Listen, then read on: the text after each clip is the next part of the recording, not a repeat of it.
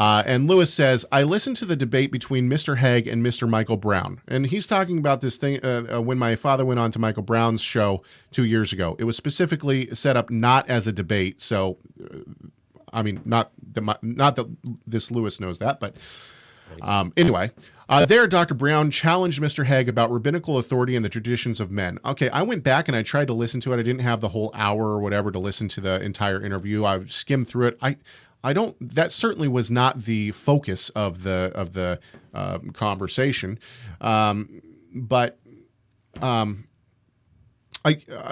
nonetheless, that's okay. Let's keep going. So I struggled trying to find exactly what he's talking about.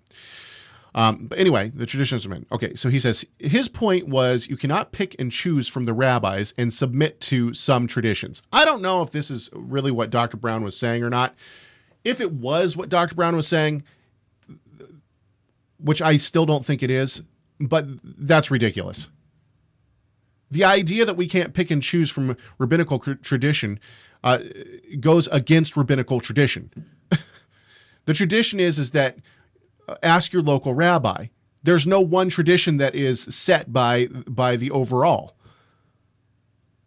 If you want to say the Shema and once a day instead of 3 times a day, but your rabbi tells you to do the Shmoneh Esrei 3 times a day, that's what you do. If your rabbi says you can open your computer on Shabbat, you can open your computer on Shabbat. There is no the idea that this tradition is monolithic is ridiculous.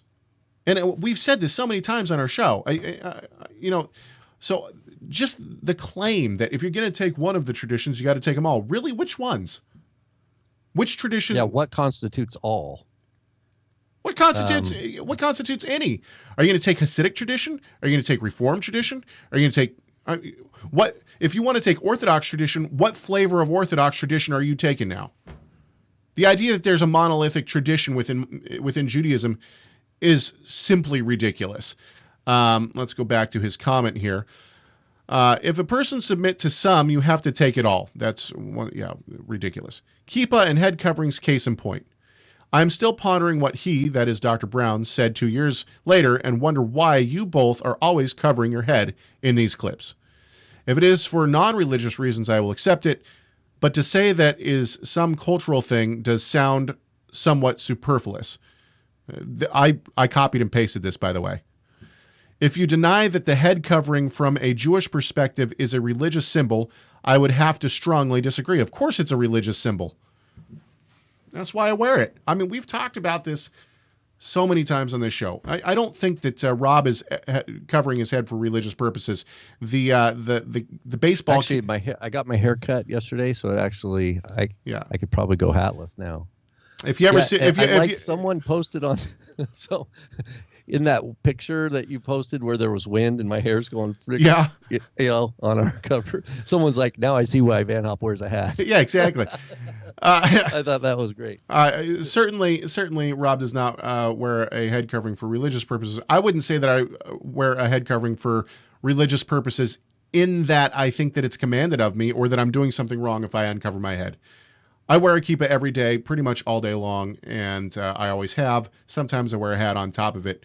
But the point for me is not that I think God has commanded me to cover my head.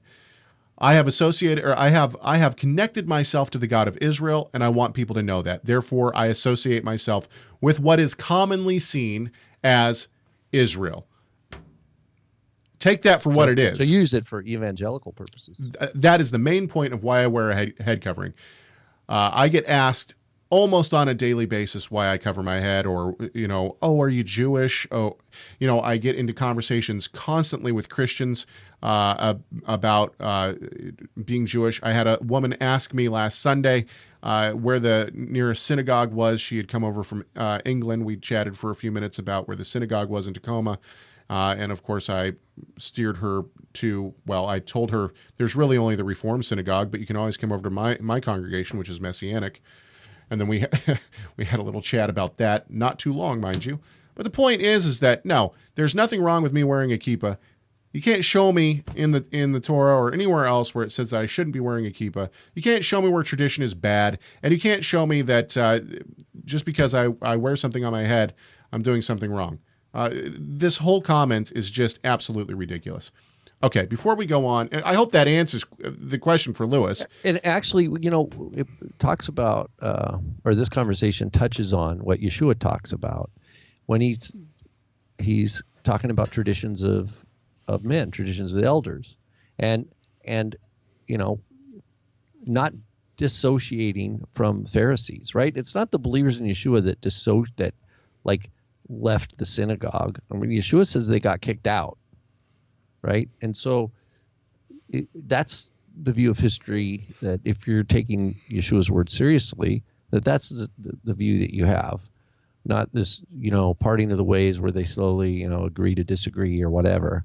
I mean, that thing might have happened on a political kind of level later down the road. But initially, disciples of Yeshua were kicked out. They were the minority group and they didn't have any political power.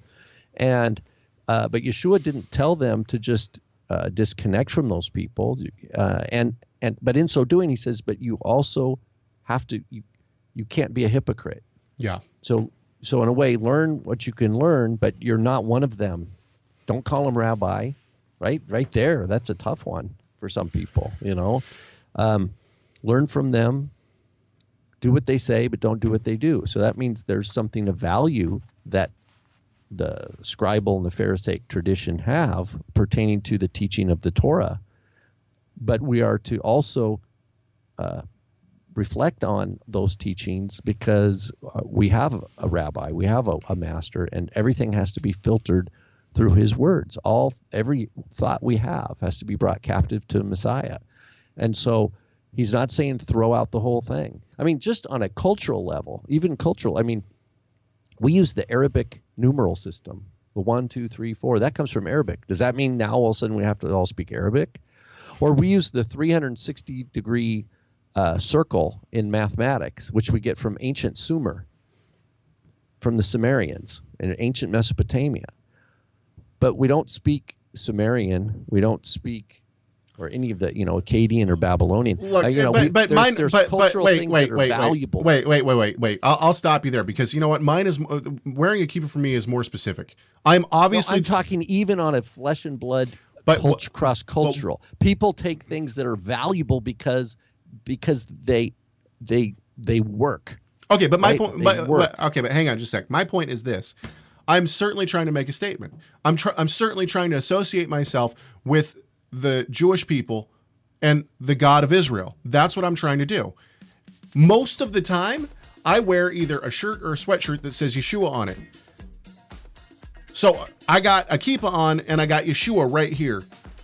I'm obviously trying to get people to ask questions, and I'm more than happy to answer those questions.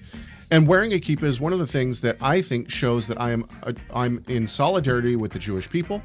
I have associated myself, for Jewish people, I've associated myself as a Gentile to the God of Israel. For non-Jewish people, I'm a Jewish person who loves Yeshua.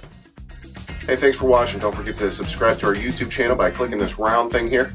And you can watch the full episode of that clip by clicking this square thing over here.